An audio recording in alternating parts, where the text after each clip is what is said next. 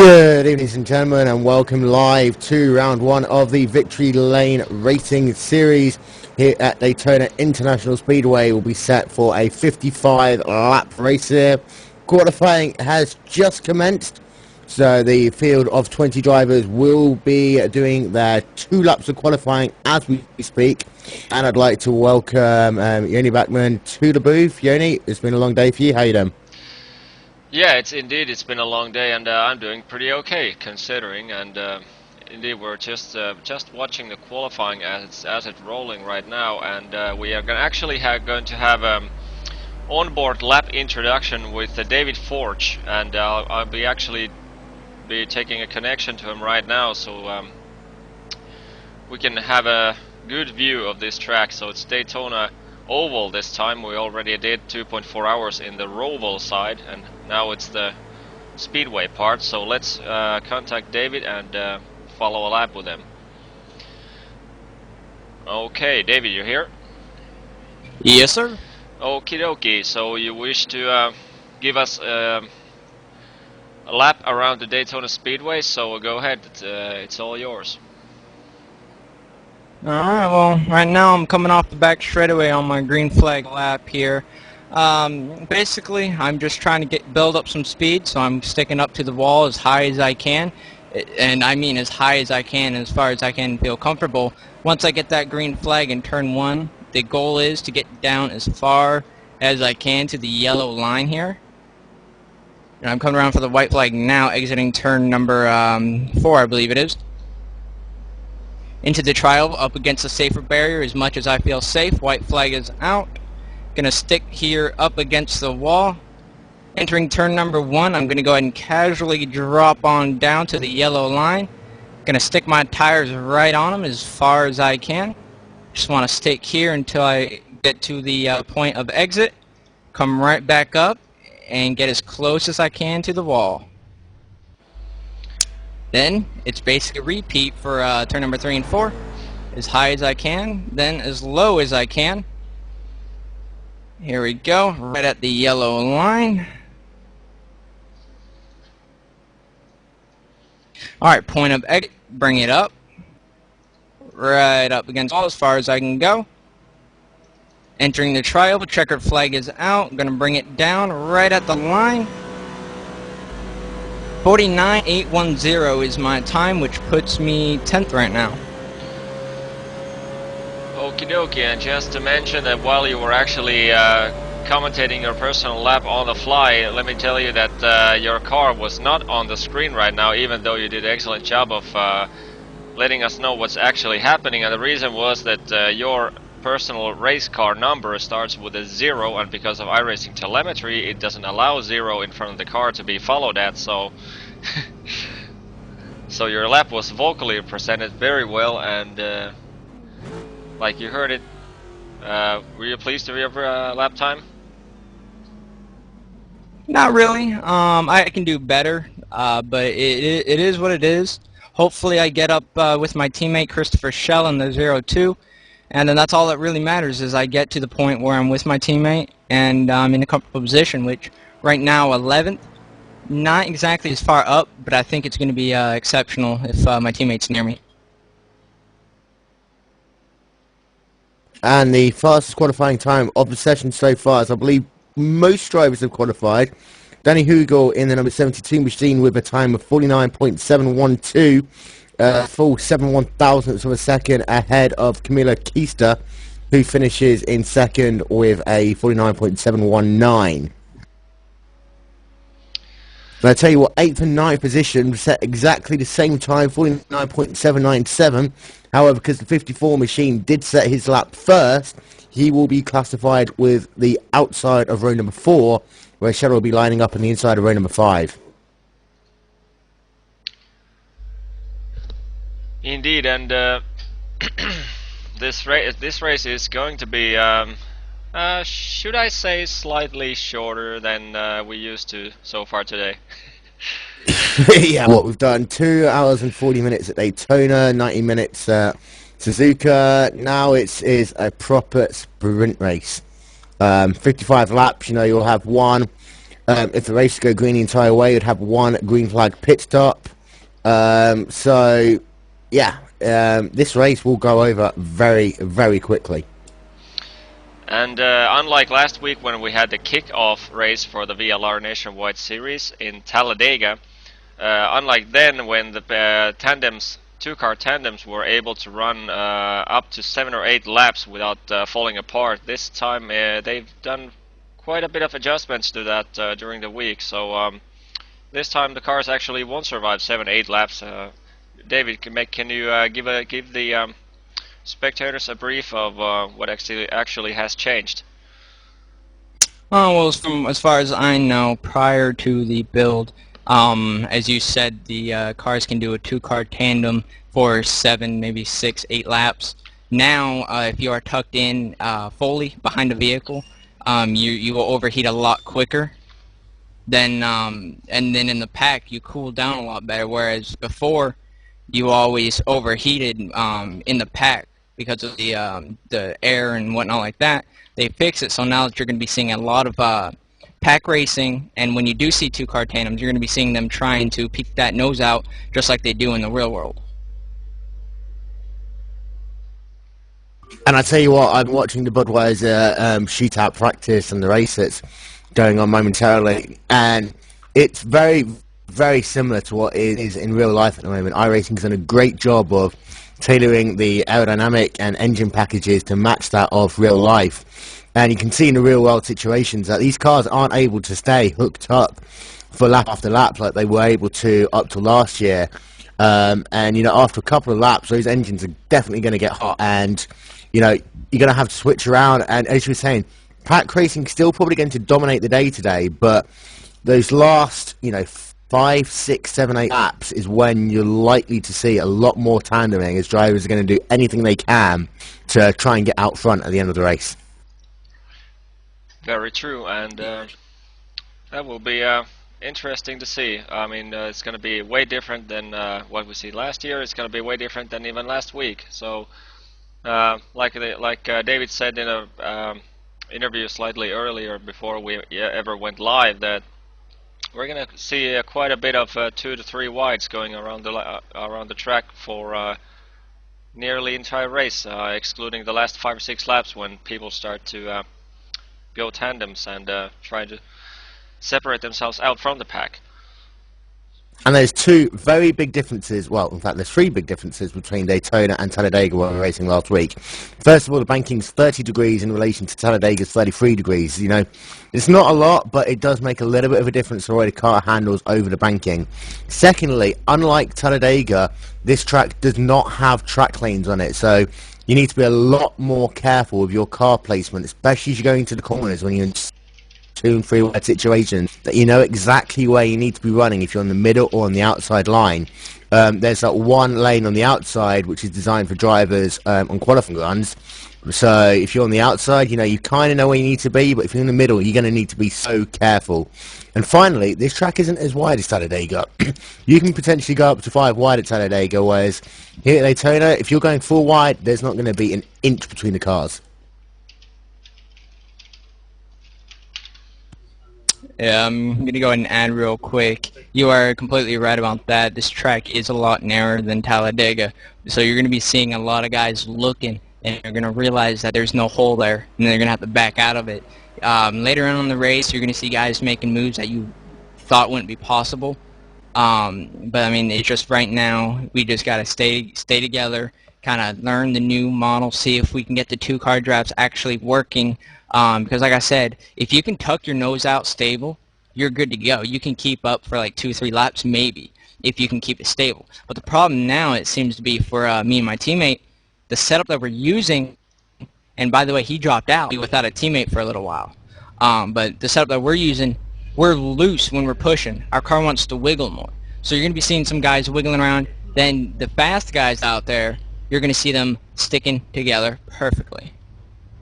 And talking from a little bit of personal experience and experience of one of my own teammates, where not only does the car get a little bit loose when you're behind someone, if you're having to switch lanes from the inside to the middle to the outside, moving up and down these racetracks, especially in these tandeming, you've got to be so careful of how you're lining up with your running partner, let's say.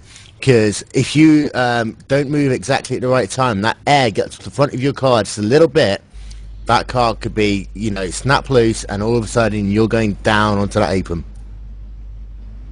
Definitely. If you get, and like you said, it's right where you need to go. When you're trying to peek your nose out, you cannot go too far to the right side, or the cars will literally lock into position, and you'll be seeing a car just kind of wiggling, trying to back out of it, and it's just not going to work. You got to actually get off the gas, trail brake, and actually let it break off a little bit, come down, and then hook right back up. So it's going to be interesting to see if these guys are going to try to do the nose job, if you want to call it that, or if they're going to stick up behind them and just wait it out for a lap, switch. Another thing I noticed, we don't have to look at our oil that often. It's now our water gauge that overheats. Yep, just like in real life, you need to be looking at your water temperature. In real life, you'd obviously see the water splashing up on the windscreen when the valves start popping when you get too hot. Don't quite get that on here on iRacing, but you've got that big gauge that starts flashing red, and you see as the field lines up too wide, the one noticeable absentee is Christopher Schella in the 02 car, who had some connection issues coming onto the grid. Hopefully he'll be able to get back in time before the green flag. If he does, he'll probably end up staying on the lead lap, hoping for a quick caution. But at the moment, he just needs to get back in the session if he's got any chance of being a factor in this race. But nope. I got my qual setup in. Yeah, Oops. so while the pace car is leading the field round and we're getting ready for the 35 laps of around Daytona Speedway, I'm going to farewell to David Forge right now. We're going to leave him back to the pit crew, so good luck for your race, David. Well, I need it. Got my setup in, my qual setup, so I got qual tape on.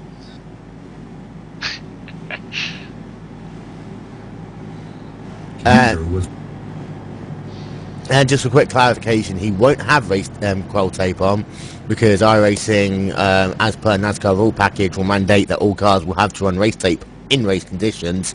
But going for the grid very quickly, as you see the field coming through turn 3 underneath the pace car. Row 1, Danny Hugel and Camila Kista. Row 2, Davis Hessler and Mikey Spangler. Row 3, Corey Card, Matthew Spangler. Row 4, Eric Hull and Russell Knobloch. Row 5, Christopher Scheller, Skyler Lewis. Row 6, David Forsich and Blake Bryant. Row 7, Scott Edkick and Jason Richardson. Row 9, sorry, I got that wrong. Row 8 is Jared Torres and Jason Badler. Row 9 is Hunter Codley and Robbie Johnston. And as you see already, the first and third cars are already nose to tail. Pace car is in, and this 55 lap VLR race is green. And like last race in the kickoff round, Danny Hugel gets an early takeoff, and approaching turn 1, we already see two lines forming up, and top 3 runners getting away nicely. No big wrecks, it seems, and yep, double file formation so far, excluding the top 4 cars. Yeah, the 72 and the 27, Danny Hugel and Davis Hustler, already nose to tail as they come down the backstretch into turn 3. The number 3 of Team Nikista is trying to make that a 3-car tandem. Apparently it can work, however, the 3 cars just want to see if he can stick with the draft with these two, stop them pulling away too much, and hopefully you'll get pack formation right behind them. Yeah, and interesting to see, interesting situation we have here, because David Forge, our live commentator, who is actually in his car right now, that we're supposed to follow, is for this race is should I say impossible or impossible, because of his racing number, the iRacing telemetry does not allow to follow cars beginning with 0, so we can have a good slow car on the backstretch, slow car on the backstretch, sorry about that. Yeah, no problem, man. Feel free to take over. So you had a slow car on the backstretch there. That was the 0-1 of David Foyich coming to get his partner, the 0-2, Christopher Scheller. He's now 1 lap down. He's got back into the session. However, he has found his running buddy. And if I was a 0-1 and 0-2 car, I would try and push the 0-2 back to the front of the field so that he can get the wave around. If this race goes under caution, hopefully he should be able to do so, and then hopefully he'll be able to get another caution later on, so that he'll be able to see a car on the apron there. So one of the 2-car tandems just almost made a fail and pushed the top leading car below the yellow line, but luckily a nice save there, so no early cautions. And that was the number 47 machine of Corey Card there. You see the Hellman's livery on him. He's going to try and tuck back in behind the 07 car, I believe, of Jared H. Torres, as the field completes lap number 3, and your leader is still the 14 machine of Eric Hull, with the number 70 of Scott Eric right behind him. And 2 wide racing over a little bit of tandeming is what we expected, and that's what we've got at the moment here at Daytona. Indeed, and it's so like thrilling to watch these 2-car packs where both guys just know exactly what the other guy is doing. You can just enjoy the ride as the number 70 gets away, almost loses it coming at the inside line into turn 3, and just, well, I don't know if it was a planned deal or not, but he just moved dramatically fast out away from the inside line right in front of the outside line runners, and don't know if that was a planned or not. What do you think? I'm not too sure about that. I mean, the number 72 machine and the number 54 are connected. As you see, the 2-car tandem with the number 17 and 14 working that high side lane to the point, and you can tell by the paint schemes that these two are teammates, and they're going to be able to pull out a 4-car length advantage to come down the backstretch. The 54 machine of Russell Knobloch is going to be working with the number 3 machine of Kimna Keister to come down the back. These two are going to see if they can then work the high side coming round the tri-oval to see whether they can get up back towards these this front tandem, who looking already like they need to pull to the right side to get a little bit of air. And just like Will and Ifione, it seems to be that if you're going to try and get that air, you need to do so on the right hand side. As trying to go to the left almost wants to make the car loose and spins it around. Yeah, well, we're at it. Scott Eric and Eric Hoff are losing the lead right now because David Hugel and Davis Hessler made an excellent run outside of turns 1 and 2, and their 2-car tandem is flying at the moment. They did 47.585 and 685 in last lap around, and I'm pretty sure this lap is going to be a heck of a lot faster. Oh, 3-car that almost spins his running buddy, the 54, around there. You saw him disconnect on the backstretch, and coming into the corner, it just seemed as though the 3 tried to go to that left-hand side to reconnect. Almost turned the 54 around. These two are going to see if they can reconnect now, but they're losing a ton of positions as they come down to complete lap number 6. And the 3-car just grazes the wall ever so slightly. No damage there, though. Yeah, right down from 5th and 6th spot down to 10th and 12th. So that's not a thing you want to happen. Well, at the early stages of the race, you can recover from that, but like, let's say 10 laps to go, 15 laps to go, you do not want that thing to happen. Oh no, definitely. And it seems to be that now you've got 2 wide pack racing, the inside line, outside line, and you see the outside line ducking and weaving, see if they can get air, seeing if they can go 3 wide to make a move around on the high side. But it did seem to be that when these people are running tandeming, you'd run the inside lane as much as possible, only going to the outside if you need, if you've got that toe to drive around other cars. Field bunching up a little bit there, very nice to avoid a wreck. But it does seem as though with these tandems you want to be able to hold that yellow line. It comes back to, unlike Talladega, you don't have as many track preferences when you're in that situation. So if you're the car behind, you can't try to just drive around. And the 3-car almost gets spun again there below the yellow line. Yeah, his car is way out of his control right now. That was like 2nd or 3rd mistake even in the short amount of time that we had in this race. And the yellow car right in front of him is not doing any better. He's 1 lap earlier he was in the outside line coming out of turn 4 and got very sideways and almost got away from his pack. Now he's changed the inside line, and oh, we've got a big wreck in the front stretch. I make that 7 cars who are wrecking at the moment. The 3 car just manages to avoid it there, Camilla Keister. But you have the number 68 machine of Josh Chalmer on his roof. And there'll be a good number of cars coming down to get repairs. Jared Torres is involved. Hunter Condony is involved. Shane Doherty is involved. Jason Bader involved. Eric Howe involved. Josh Toma. Christopher Scheller looks like he might have been involved. Jason Richardson. Big wreck earlier on, and we're under our first caution of the day at the end of lap number 9.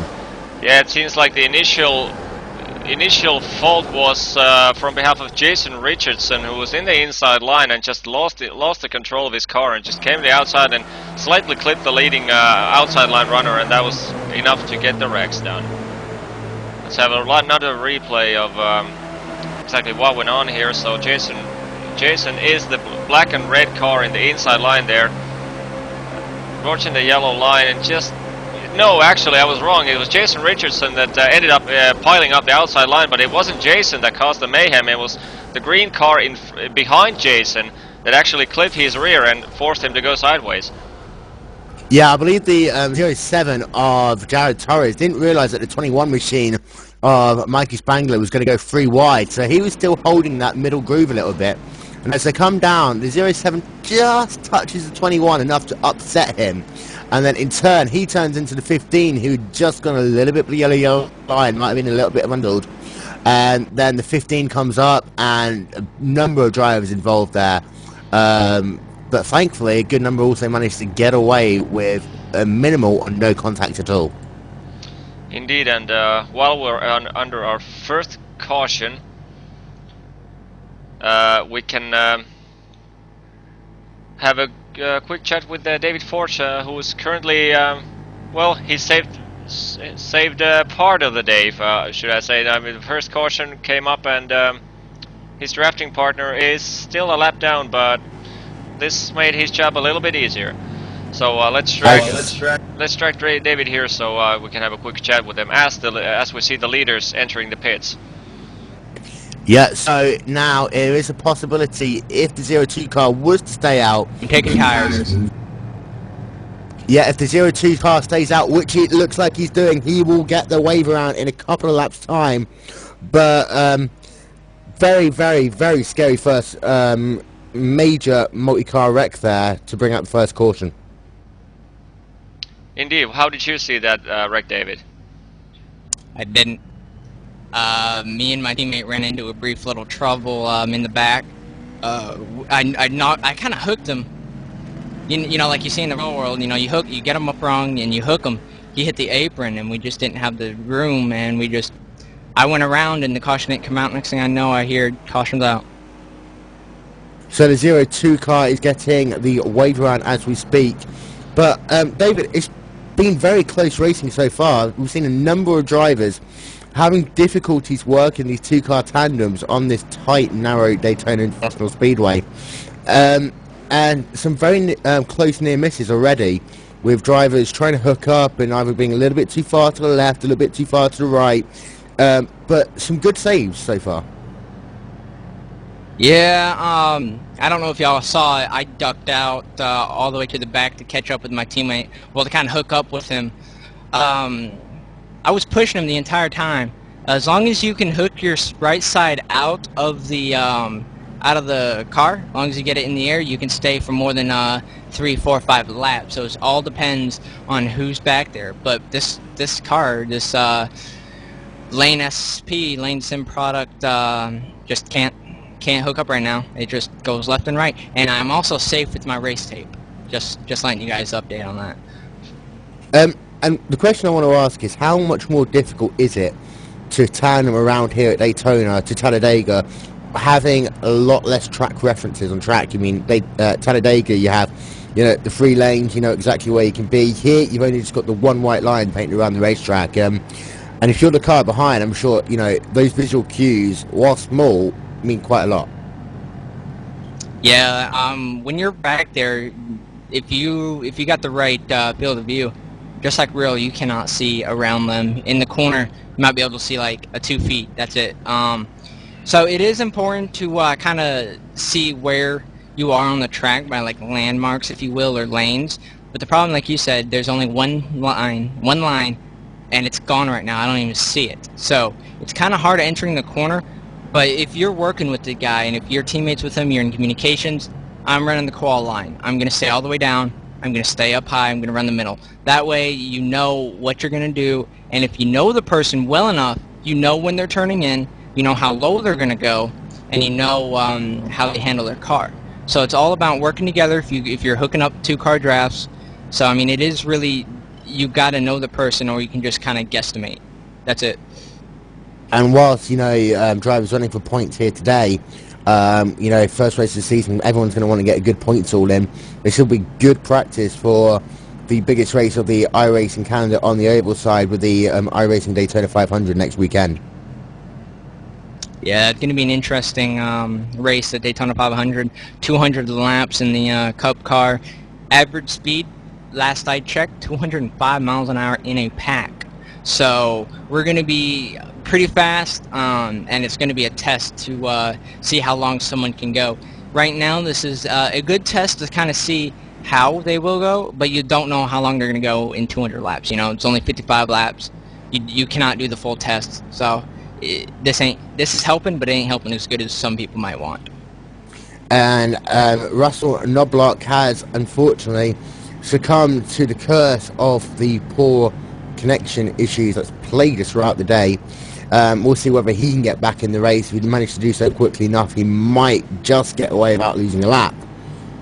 But meanwhile, to reset the field for you momentarily, after that round of pit stop, Davis Hessler is leading the race in number 27 machine.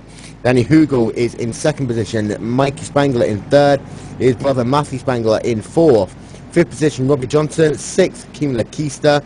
And seventh, Shane Doherty. Josh Toma, David Forech, and Blake Tyrant round out your top 10. Indeed, and while we're still behind the pace car, from behalf of Glacier TV and the whole broadcasting crew, I wish to apologize David Forge and his sponsors for because of the small bug that prevents us from doing the initial game plan, which was to track down David's actions on the track and his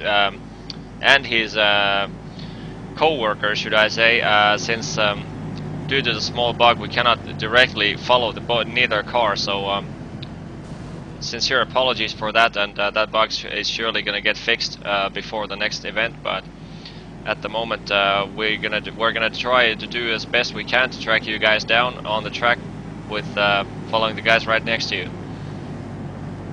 Alright, well, just to kind of fix that, my sponsor is Lane SP, or Lane Sim product, lanesp.com, and then Guy Driggers over at C2C Racing Designs painted this up.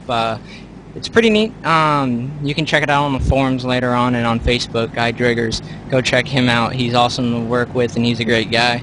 I'm sure you wouldn't be disappointed with his paint jobs. And, well, let's see how these races are going. I'm in 9th place. My teammate's back. He got a lap back, so let's just see what happens. Okay, dokie. Thanks a lot, David. We're going to drag you back to your teammates. Good luck to your rest of the race, and we'll continue on. Okay. And Russell Knobloch has reconnected to the session. He will probably be at least one lap down, but the pace car will be peeling in at any moment now. The number 27 machine of Davis Hessler will bring the field back to the green flag here at Daytona International Speedway at the end of lap number 14. Green flag in the air. End lap 30. Yeah, it will be interesting to see if those same two-car tandems that we saw in the last green flag, Hessler, Hugel, and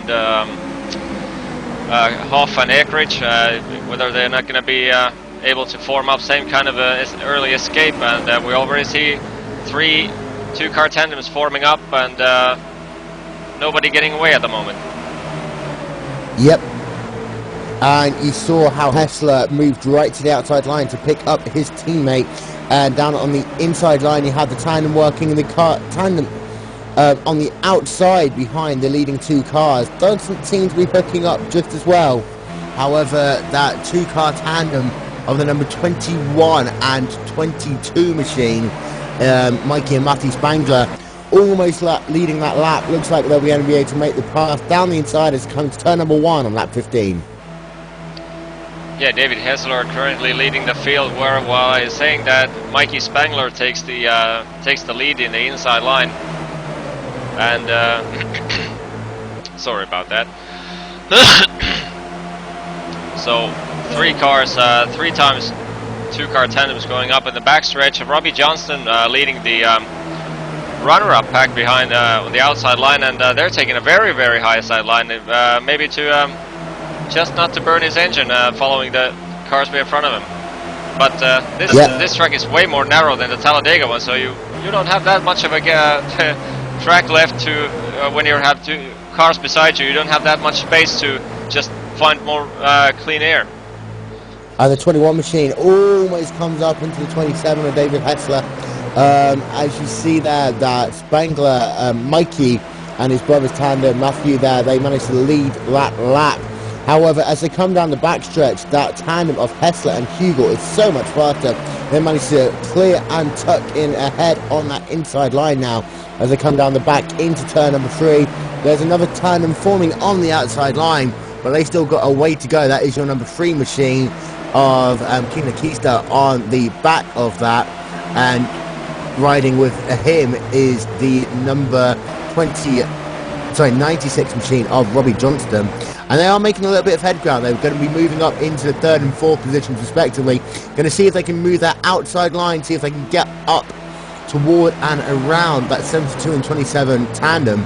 But I tell you what, these two were dominating last week, and they're doing exactly the same again, as that 3 cars just dropped back by about a car length for a little bit, and that's not going to do anything for their chances. Yeah, but like these guys promised after the last week's race that they're going to keep up the same pace, even though they were 3 car on the wall. Again, very loose. So the leading duo was after the last race, a kickoff round, which scored no championship points, by the way.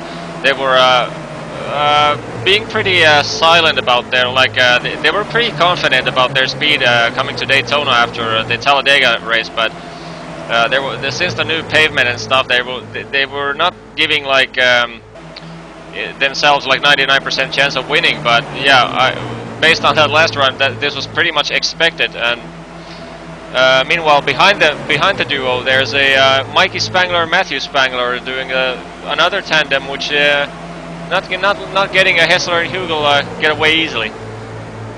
Oh no, and he saw the number 3 machine there almost made contact with the 09 as he's trying to get back up to his running partner in the pack. And even though we had a change the area package, which is limiting this 2-car tandeming a little bit, it does seem as though Hessler and Hugel has still managed to figure it out. We haven't really seen too many driver stops. You see the 07 car coming, contact there, the number 3 machine also involved. Yeah, currently watching the leading 4 packs of 2-car tandems, and the early disconnection of the 02 car of Christopher Schella, who was the drafting partner of David Forge, our live visitor in the commentary booth, who's currently in the 01 car in the bottom left of your screen.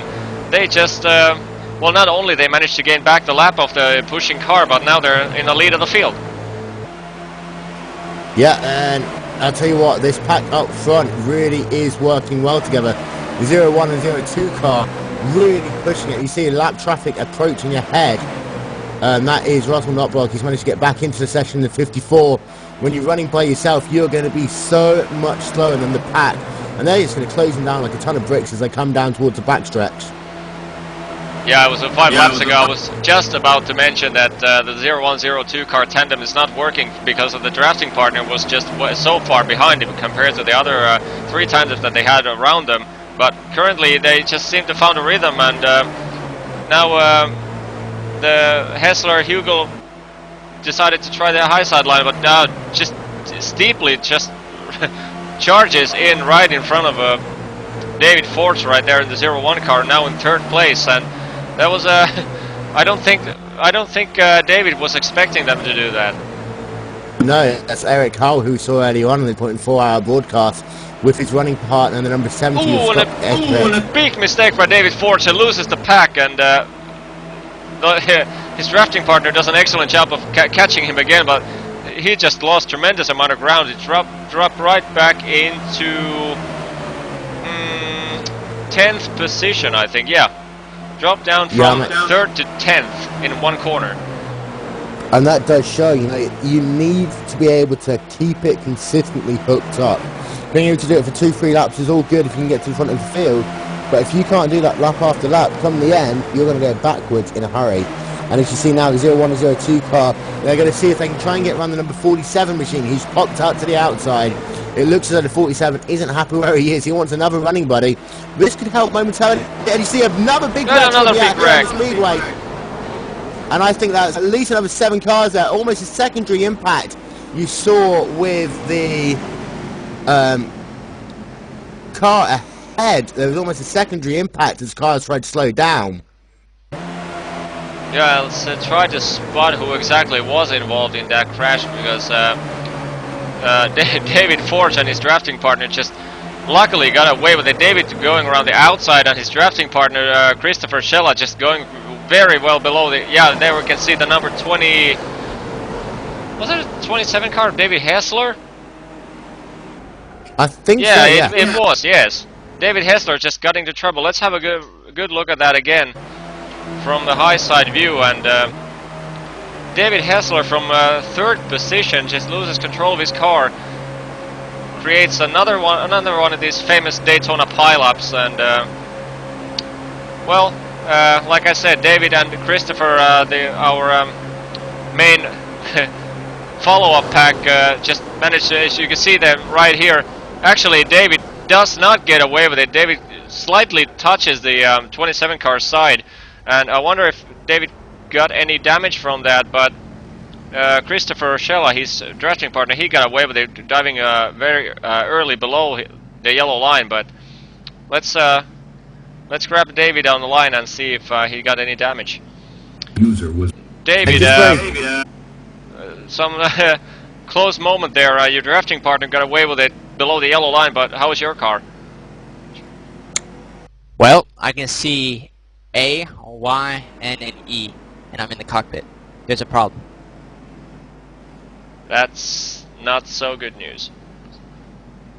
And I tell you what, looking back at that incident again, it looks as though you need to go all the way back to start-finish line to be able to analyse it properly. And you see the 2-car tandem of Eric Ho and Scott Erich running 1st and 2nd position. Scott moves to the outside in number 17 machine. Looks like his car's overheating. Then the number 14 looks like he's going to see if he can try and tuck in behind him. And what that does, it bunches the field so far back up. The number 21 machine of Mikey Spangler then gets tagged on the outside. At the same time, the number 27 and number 22 connect, but are all started with the 2 cars up front, the 70 and the 14, having to do the switch around. And when you're at the front of the pack with so many cars behind you, not the easiest thing in the world to do. So David, you're currently in the pits at the moment. How is it looking for you? What's the pit crew saying? They're gonna try matching it up. They're saying about a minute of repairs. Just shut it down. You know, let it see if what they can do with it. It's not looking good. I guarantee that. Looks like the Lane SP 01 Chevrolet Impala is gonna be possibly behind the wall here in a couple laps, depending on how my heating is and how far they can push down the hood. Yeah, that surely is not good news. So how about your drafting partner Christopher Schella? What's the plan for him now? We have yet to discuss that. We're gonna try hooking back up. And we're gonna just hope for the best. Obviously, I'm gonna be behind him because I don't exactly have the best car anymore. Looks like I can still see part of the A and the E, but I just fired it back up. The steering is fine. The hood is still kind of crumpled. Like I said, just gotta stay behind him. Try to keep my keep some space so I don't overheat. Just wait it out, see what happens. Yeah, before that was happening, you guys did actually a very good job, because your drafting partner lost a lap just before the start of the race. He gained it back during that last caution. But not only did you guys gain the lap back, you were actually leading the pack at some stage, and that's a pretty respectable race. Yeah, what I will say, sorry, I had to shift. Never count Forge Motorsports out. I only pick the guys that I like, the guys that I know can work with me and work with each other. So you're going to be seeing a lot of Forge Motorsports. Maybe not today anymore. You'll see Shella, definitely. He's a very skilled driver. But you might not be seeing me. But in the next race, you're going to be seeing a lot of Forge Motorsports because I'm going to be back for redemption. And I'm up at 172 miles an hour, gear 4 on my own. My water is just under 200 and it's continuing up. I may not be able to continue with the race. And that's always a tough circumstance to hear in the 0-1 car. But at the same time, really good race so far. And if you can keep it going, I mean, if you can get a caution in the next couple of laps, you never know, you might be able to get yourself a little bit of repairs. But, there's always next week to bounce back on. Yeah, like I said, don't count us out. I've been known to do weirder stuff, so I'm not counting myself out. I'm not counting myself out until I hear that big loud bang and I see a cloud of smoke behind me. Yeah, that's the attitude that I think a lot of drivers that just tend to give up easily should possess. I mean, they should just learn that attitude to have. I mean, it doesn't matter if it's a sprint race or endurance race. I mean, giving up a race is never a good thing.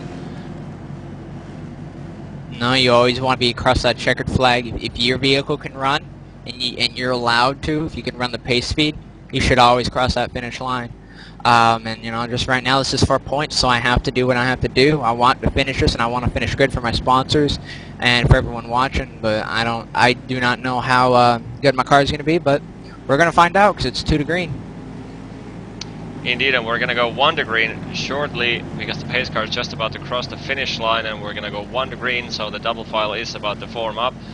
And we're going to drop you guys, David, back to your car, so thanks a lot for the interview during the caution, and good luck for the rest of the race, and hope the best for you and your buddy. Thank you very much, guys. Okay, so tough luck for David Forge, and not only with the bug in the broadcasting, but also with the but also on the track, which does not well, it's not totally over yet, but with a wrecked car around super speedways, it's not the best. It's not the easiest way to climb yourself back from the pack. No, and I mean, there is some form of way controlling your oil and water temperature, but not without running half throttle all the way around the racetrack and just turning laps for the sake of turning laps.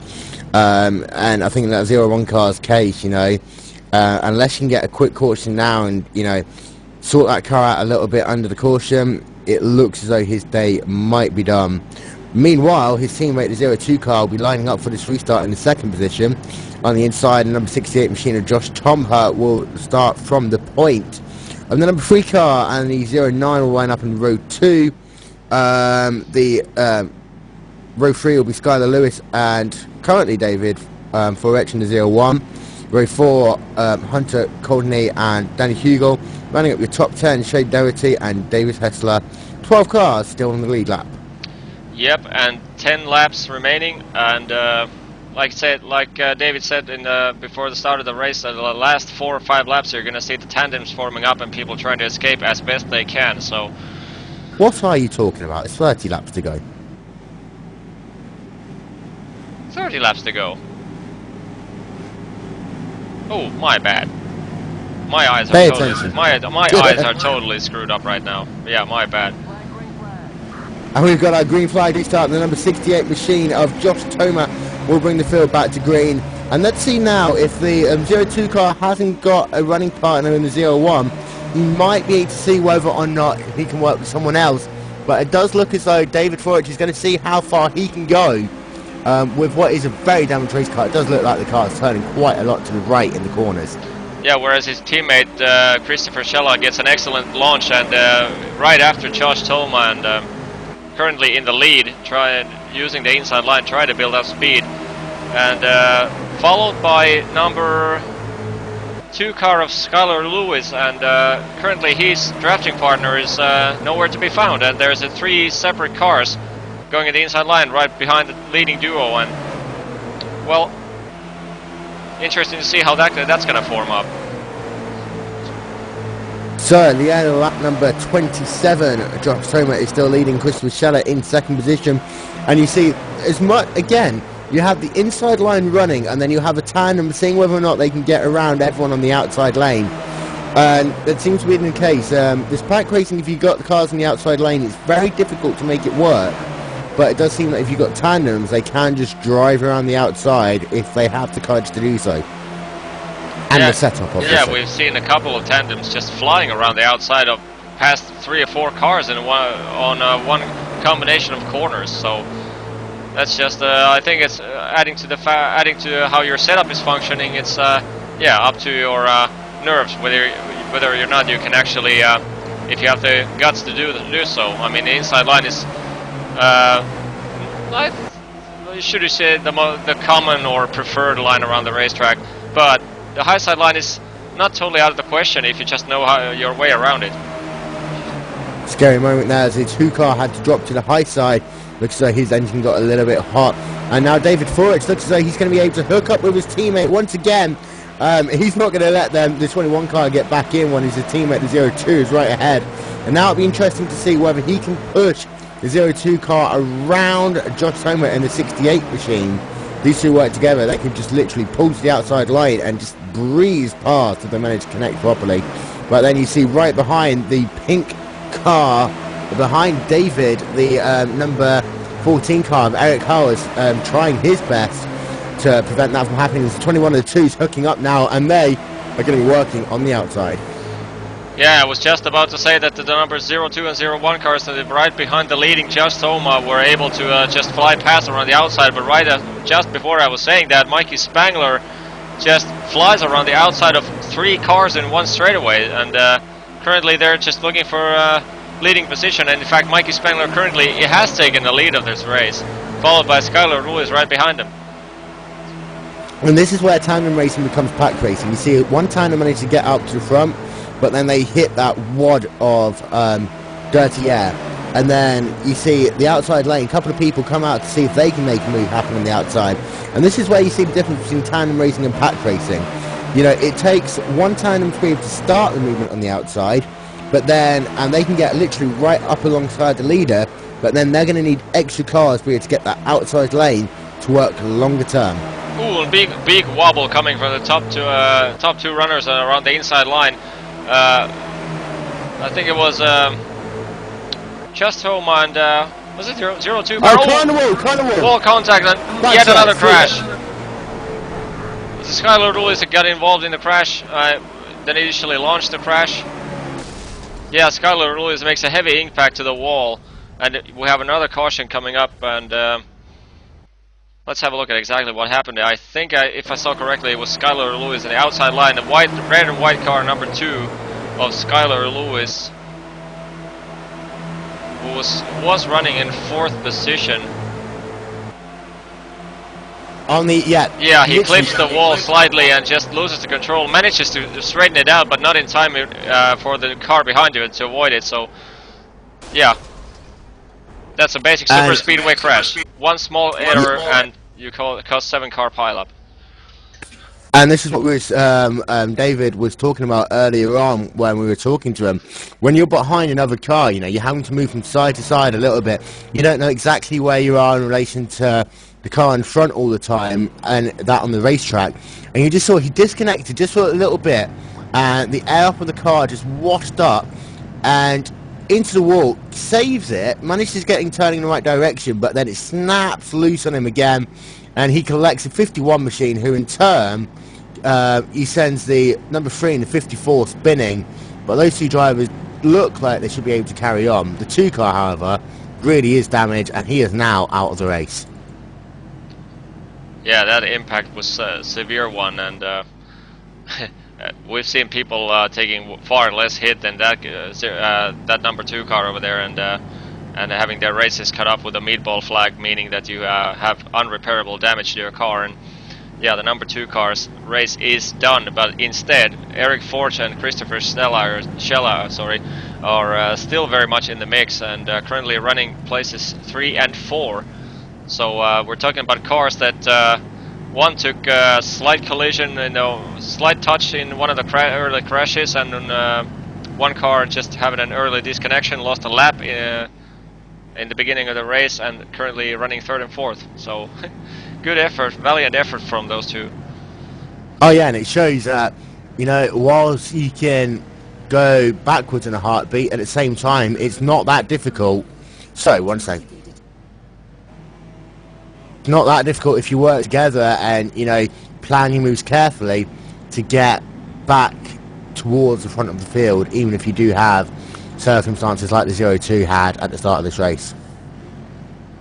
Okay, let's have a quick word of David from David right now, as the pace car is leading him around lap 32 right now. So, 33 right now. Yeah, 33. So let's have a quick word from David. So, David, another big one. This time you did not get in touch. Yes, I saw that from a rear view mirror. I saw it. Spotters like they're wrecking, they're wrecked. You surprised for this amount of cautions in the first half of the race? What was that? Are you surprised for the amount of cautions we've had? No. This is the first race with us here at Daytona. New drafting. As you can see, we're sticking with the pack now. So I mean, it's a little bit different than what the last one was at Talladega. A bigger track, a different style of tandeming and racing. So I mean, I'm not surprised. And how is your car, your 0-1 machine? We're talking about in the last caution how it did seem pretty beat up. Your oil and water temperatures were pretty high. Everything good now? Yeah, my water was actually below normal. Well, not normal. It was below my teammates. So my engine is cooled. It is fast. Do not count me out by a long shot. This Lane Sim Product C2C Racing Designs, it's going to be there. You're going to be seeing a lot of this. Right now, just saying now as a general update to the team, I've instructed Shella to roll with other people right now. I'm just going to continue to feel it out and see what happens and how my car continues to react.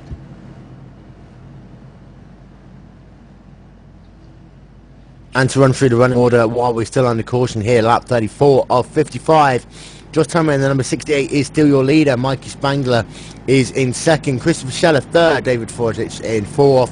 Eric Hoey fifth. Danny Hugel sixth. Davis Hessler in seventh. Shane Doherty in eighth. Kimi Lakista in ninth. Jason Bader in 10th. And last car on the lead lap, Hunter Colony in 11th. And I tell you what though, the exception of that 2 car, it did seem as though everyone was able to get away pretty much scot-free. I believe the 51 car had a little bit of damage, but apart from that, it did seem as though everyone was just about able to get around okay without too much of an issue. Especially the 3 car, and I think it was one of the other cars just literally spun around the infield, and while they probably need some fresh tyres, bodywork wise, they pretty much survived. And those tires are not that important at a super speedway. Until there's random punctures, when like that, you can do 3 donuts and you'll be fine. Just as long as you have enough fuel and your car isn't damaged, you're fine. David, I'm just looking at your current lap times of this race. Your fastest lap so far, 47.330, and fastest around the racetrack, 46.894. You think you can match those guys if they're gonna keep running that kind of pace? Gathering a pace from behind the other tandem, obviously. Fastest lap, I'm not worried about, nor do I think my team is. If I wanted to get the fastest lap, I could instruct Shella and me to drop all the way back, just get the draft up at every single car it is, go through the pack at 195, 96 miles an hour, and then get the fastest lap that way. So I'm not really worried about the laps. It all comes down to timing, how good you can run together, and basically timing. So you're confident that your car is still up to pace going through those last few laps? Did you ask if my car's still up to pace? Yep. Yes, sir. It's doing very well, actually. I'm running normal speeds. My water was good for the last green flag run. So far it's good. Don't count me out by far. We're good to go. And when we come into this last few laps, you know, do you know where you think you need to be on those last couple of laps to make the move you need to do to get to the front at the end? Behind or in front of your teammate? Simple as that. Okay. Yes, sir. Simple as that. So we're gonna get David offline now. So back to his pit crew and back to communicate with his pit crew. We hope that through the rest of the race that he doesn't have to visit his pit crew. So good luck for the rest of the race, and hope that your car is still intact after 20 more laps. So this time, as we go green, we will be joining actually to the online with David and his pit crew, so you can actually have a silent moment from me and Will, and instead you get to listen David and Christopher and their spotter to actually communicate with each other through the around the Daytona Speedway, so you can actually have a good glimpse of what's it like to run pack racing or tandem racing around these tracks. So pace car is about to pull off.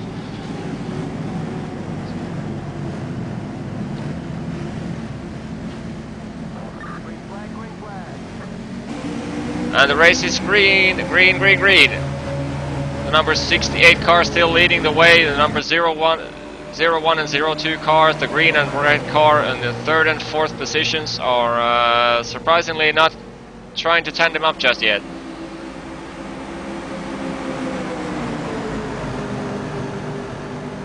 Seems we lost Will for a second, so well, we're currently watching. Okay, seems we got Will back.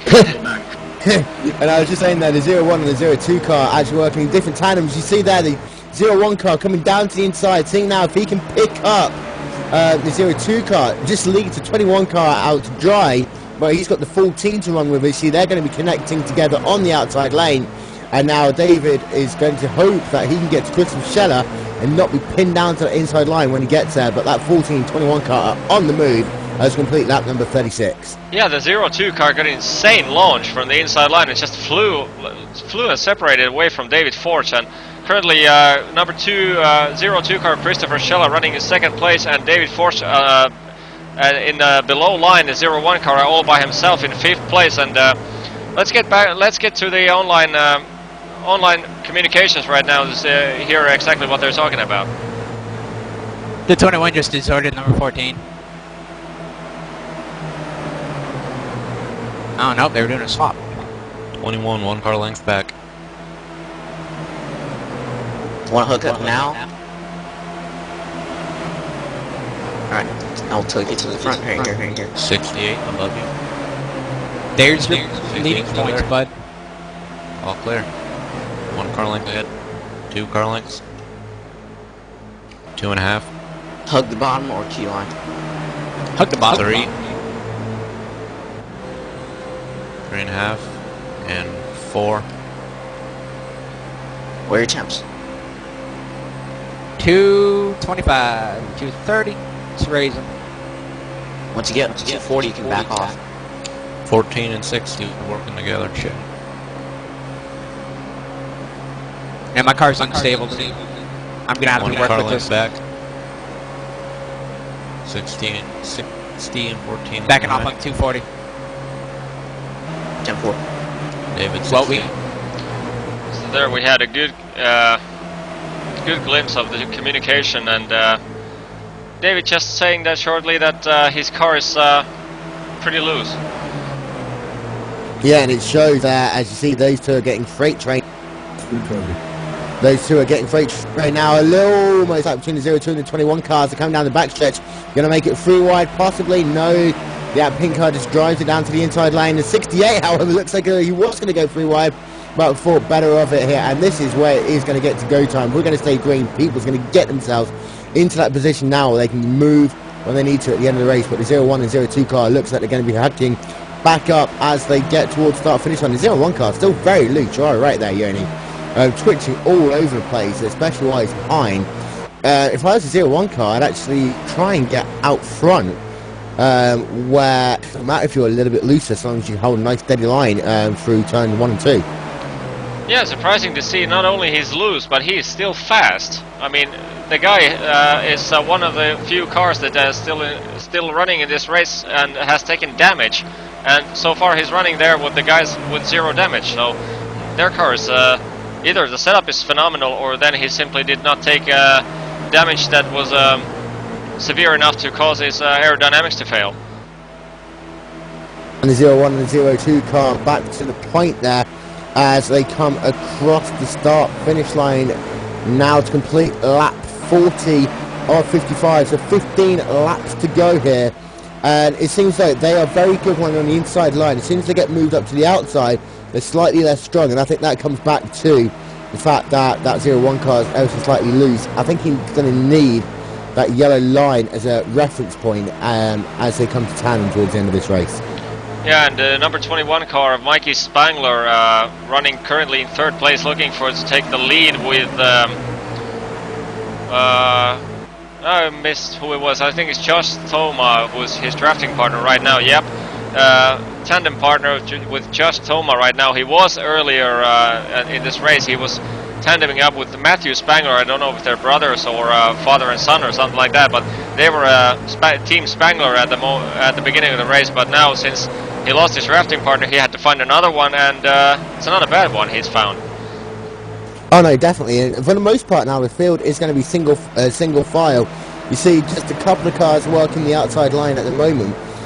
This could be the calm before the storm, you know. We've got less than 15 laps to go. And obviously these drivers don't want to win this race under caution. But it looks as though, you know, people are settling back, getting themselves ready, cooling their engines down, knowing that when we get to about lap 51, 52, these guys are going to have to go, regardless of whether their engines are overheating or not. Yeah, we can see in the backstretch the number 02 car of Christopher Schella, currently in the lead, was actually pulling away from in front of his teammate, the 01 car, to just obviously to cool the car down. And still single file for the most part as we come over to complete lap 42 of 55. A little bit of two-wide racing. You see a lap car in the outside line. He should not be any issue at all, seeing as yeah, all the cars are going to manage to get around him okay. Yeah, 4-car line is forming up the inside line. My bad, 6-car line. So 6-car single file in the inside line, and lone tandem of number 14 car of Eric Hoff is still in the outside line, try to work their way around the outside line. But currently the top 4 runners trying to make an early run since we currently have 15 laps to go, and like David said, last 5 laps will be the critical ones, and currently we have 10 laps till the 5 laps, so lots of time to work their way around. And I tell you what, if I was 14 machine, I wouldn't be worried too much about tandeming on the outside just yet. You don't want to have your engine overheating as you get into these last 5 laps. And all they're going to be doing on that outside line, as you see a little bit of a wiggle there from the 21 car coming down the backstretch. The last thing you're going to be wanting to do is having an overheated engine as they still work in the outside line. That 2-car partnership of himself and the 60, the 14 and the 60. You don't want to have an overheated engine coming these last 5 laps, otherwise it doesn't matter where you are on the outside line because you're going to have to switch. Yeah, currently we're on board with 21 car Mikey Spangler running in 3rd place, and right in front of him you can see the man of the race that we're supposed to be watching right now is David Forge in 01 car, following his teammate 02 of Christopher Schella, running 1st and 2nd. So again, I forgot their team name. Lane Sim Product C2C Racing Design Chevrolet. That's a long one. That is a very long name to say. Well, the 21 car is looking around the outside to take the lead. Yeah, and he's going to now, this is where it comes back to pack racing. You're not going to be a 3-car tandem, so the 21 and the 14 and the 60 are going to be having to work together on the outside. You see the 3 wide as they come off of turn number 4. The 21 car on the middle there, and this is where you're going to start seeing proper 3-wide racing.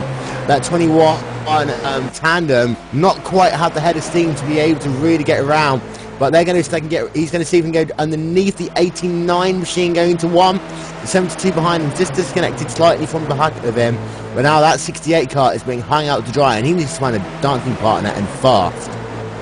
Yeah, the number 72 of Danny Hugel currently in 4th position at the inside line. You can see right there. As sorry, he just flew around the outside right now. But Danny Hugel, early leader and early leading tandem driver, was last 15 laps. He was pretty much in the shadows in the mid pack, and now he's up and running there amongst the top. 3 wide in the middle of the pack as we come down to complete lap number 46 or 55.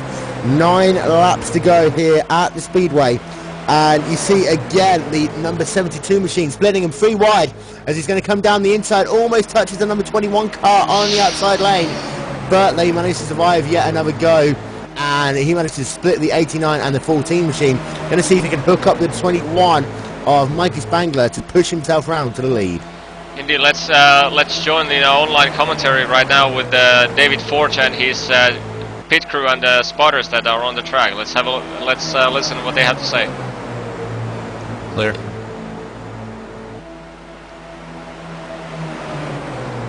I think they're testing it. I don't think they're actually trying now. What are your temps right now? Temps good? David. 235. They're coming up Ooh, high. one almost wrecked. Bring it down, we're hooked. Still there, still there.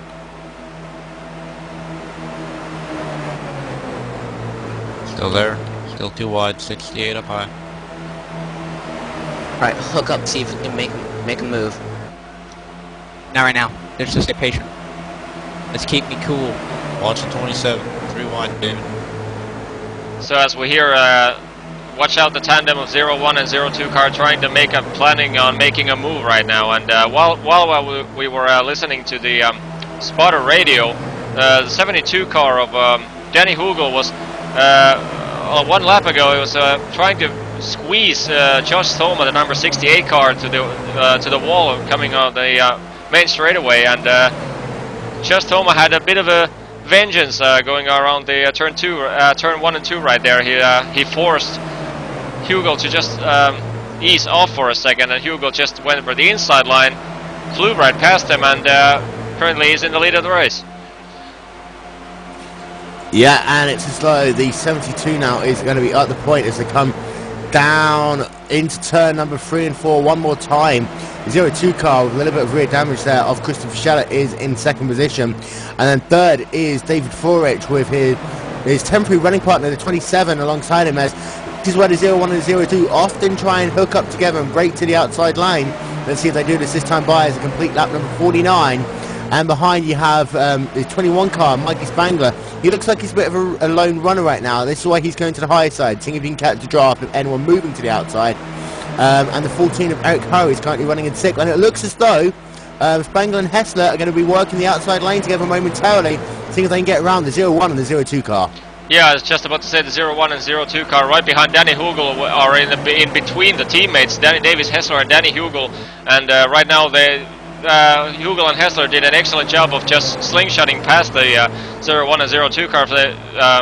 Right as David Hessler moved to the outside line, David Hugel just split from the inside line to the outside line, just took his drafting partner with him and just draft number 27 car into 2nd place right now.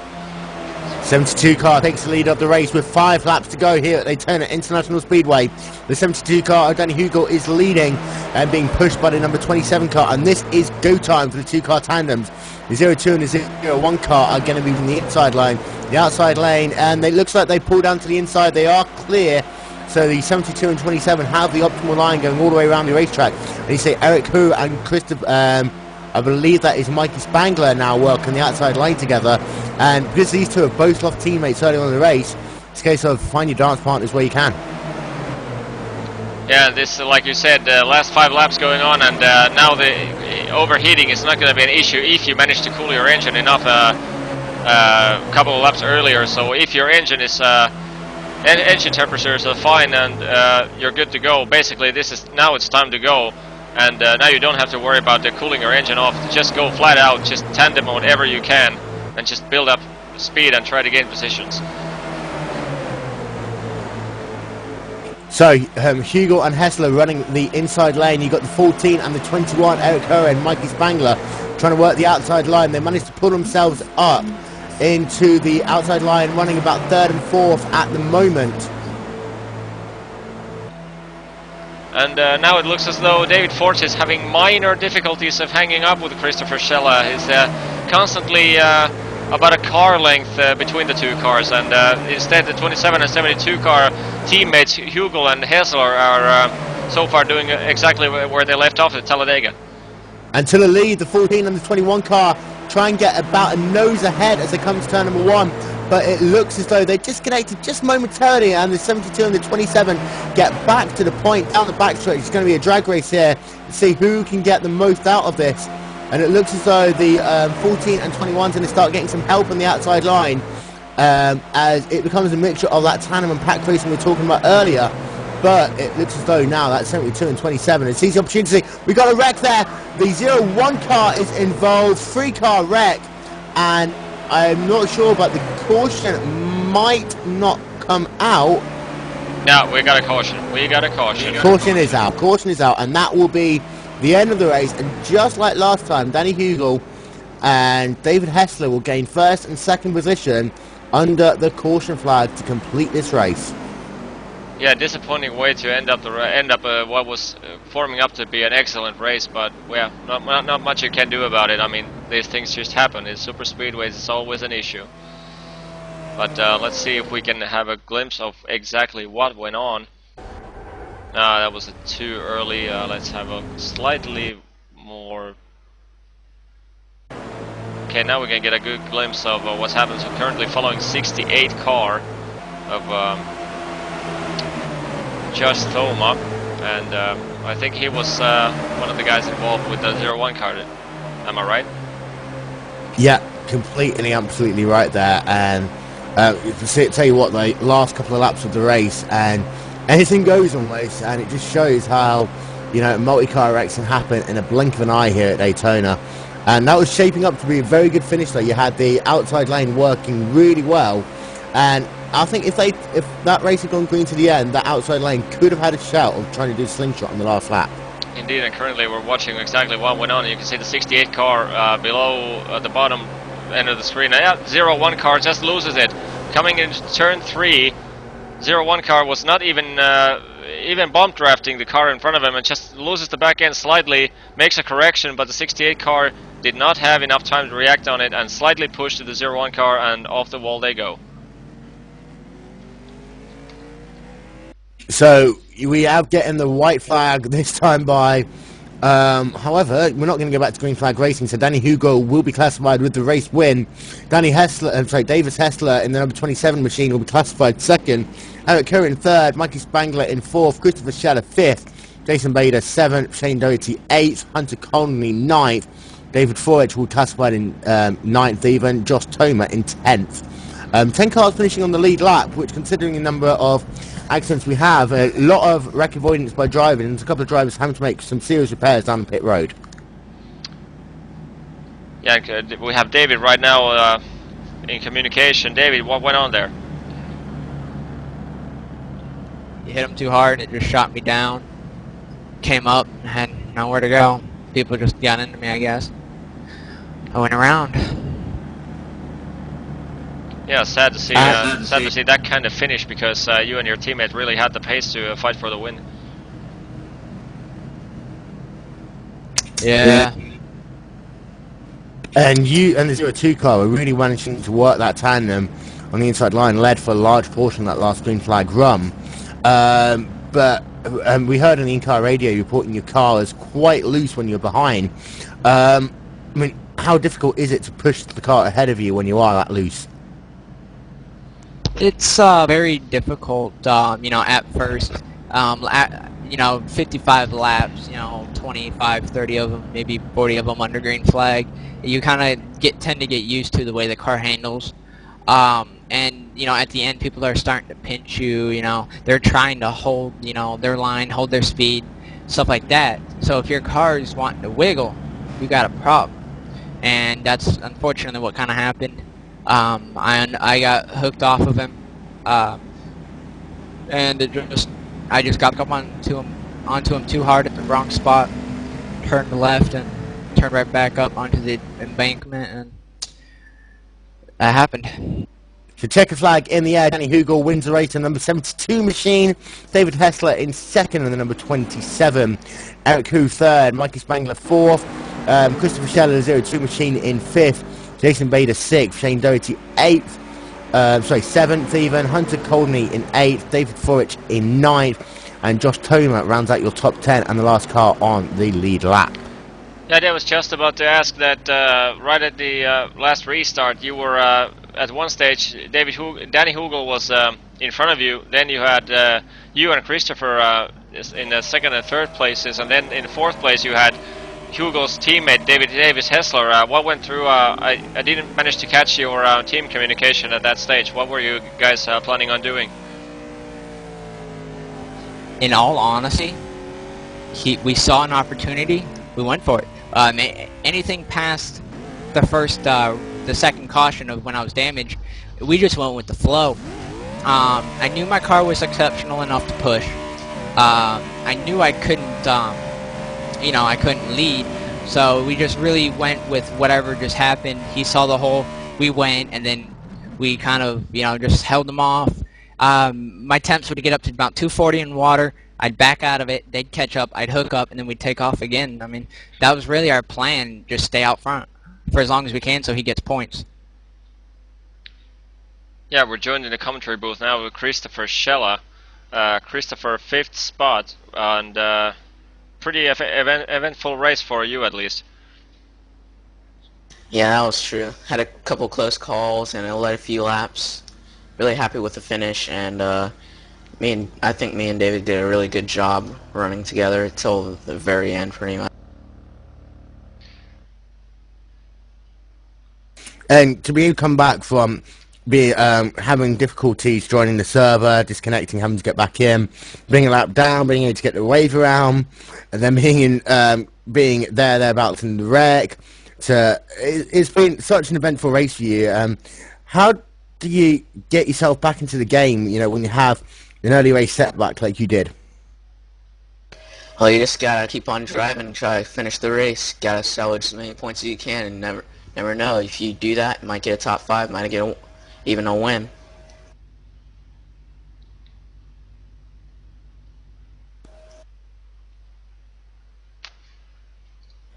And 5th place, good haul for championship points.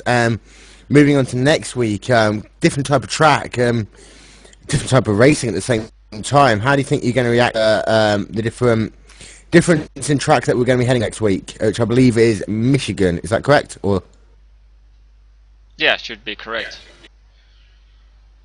I feel pretty good about the next races because I really feel like I'm able to run good and really excel on the intermediate tracks like Atlanta, Charlotte, Texas, and there are quite a few of those events on the schedule, so I really think I'll be able to excel there and hope to bring out home some good points. And looking forward to next week, not only have we obviously got the series race at Michigan, but we also have the World Tour event, the Daytona 500, one of the biggest races of the year for the iRacing community. What have you learned from today that you can transfer over to next week? Well, pretty much that the pack drafting still works, and you also gotta really be careful with how much you push and when you just lay back and pack draft pretty much and just give them space. You can't always push all the time, otherwise you'll end up having to always switch. You just gotta be able to know when to switch and when to push. And I think that's what I really was able to learn during the practice and during the actual race here today. So I'm just looking at the final result sheet, and 22 cars left the pit lane to start the race, and less than half finished the race. The top 10 you're seeing the screens right now. That's the only 10 cars that actually finished the race. So what are you guys what are you guys guessing will happen in Michigan? Will we have the same kind of fallout in the field, or Will there be cleaner racing, should I say? I think Michigan, since it's a wider track, it's gonna be a lot more space to maneuver, a lot more space for everyone. And pretty much Daytona is a pretty narrow track, and when you're going this close wheel to wheel for each and every lap, that's pretty much a novel thing that you're gonna have a bunch of cars taken out. But you just gotta keep on trying to finish, pretty much, because you never know what could happen. If you get damaged, you could still try to finish, salvage a good finish. Pretty much, I think Michigan is going to be a lot more cleaner track, a lot more spaced out, a lot more green flag runs. I think we're going to have a lot more guys finishing next week. Yeah, one more question from my behalf. David said that his car was loose while behind someone else. How about your car? How was your car behind? I mean, you led 10 laps of the 55 laps, and so were you more comfortable in the lead or behind somebody? I personally felt equally comfortable leading as pushing someone or just driving behind them. I felt like I was able to keep on driving pretty well, get a good handle of the car, and when you're going this fast, this close, you gotta be able to keep your handle on the car, otherwise things can go out of control.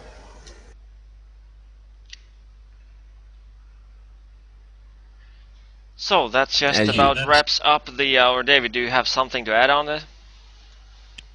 No, I was just, as you saw, I got turned around because my car just didn't hook up right, and just basically how it goes. Yeah, that's one element that you have to always be set for around when you're going around the super speedways or high speed speedways. So, Will, you have any more questions, these guys, or will we let them join the pit crew and discuss the next race? I think I was going to do the latter. I just wanted to say congratulations to Danny Hugo and David Hessler for winning 2 out of 2. Obviously, the first race didn't count for championship points. This one, but it showed the 27 and the 27 and 72 when they needed to hook up and get the job done. Once again, they managed to do it, and it'll be interesting to see on a track that, still fast racing, but not the same principles as Daytona. Be interesting to see whether these two will be able to work together again to try and get themselves another one too. Surely, and like we said, the next week's schedule, exactly 1 week from now, we're gonna be racing the VLR series at Michigan Super Speedway, or is it Michigan Speedway? I'm not sure of the exact names of the track, but it's Michigan and it's fast. Not as fast as Daytona, but a different kind of racing, like David and Christopher said, that we're not going to have that much of a tandem racing around that track as we do at Daytona or Talladega, but it's fast track. A lot of people love that track, and that will be a fun spectacle to watch. Yeah. By the way, speaking of it, what are you guys' personal preferences of Michigan? Do you love it or hate it? I mean, do you rather race other tracks like Christopher said, Charlotte and Texas and stuff, but do you guys enjoy around Michigan, or would you prefer not to race it? What was it? You go first. You go first. I was saying, as a driver for the league, you just got to do what you got to do. Personally, like you asked, I would try to go somewhere short track. I really like those, and I'm really good at those. So, I mean, short track, if we have any, I haven't looked at the schedule. No, we're going to be good. I don't like Michigan. I don't mind it, but it's not my favorite. What about you, Christopher? I really like Michigan, to be honest. It's a really wide track. It's really just a driver's track. Setup doesn't always matter. But there's also fuel strategy, tire strategy factored in, so it's a really good all-around track. There's some drafting, quite a bit of being able to get the car to stick, and lots of close and pretty much 3-wide action, which is always exciting. Yeah, Michigan is my personal favorite, so I'm personally looking very much forward to that one. So we thank David Forge and Christopher Schella, the 0102 cars that unfortunately did not finish the race from both from behalf of both guys, Christopher Schella actually finished the race in 5th spot, but David Forge actually had a little less of a fortune getting taken out at turn 3, and David finishes the race in 9th position. So, well, finished the race, but yeah, not the way you wanted to finish the race, but yeah. In terms of result sheet, you managed to finish the race, so my bad. My bad. Hey, a finish is a finish. Yeah, indeed. Couldn't have put it a better way. Yes. Thank you very much. So, like I said, next week will be a Michigan Speedway VLR League, and in the commentary booth tonight you had Will Vincent and Joni Beckman, and we thank you very much for joining us. The live stream and the post-race videos will be available at glaciertv.com shortly after the race, or shortly after we go offline.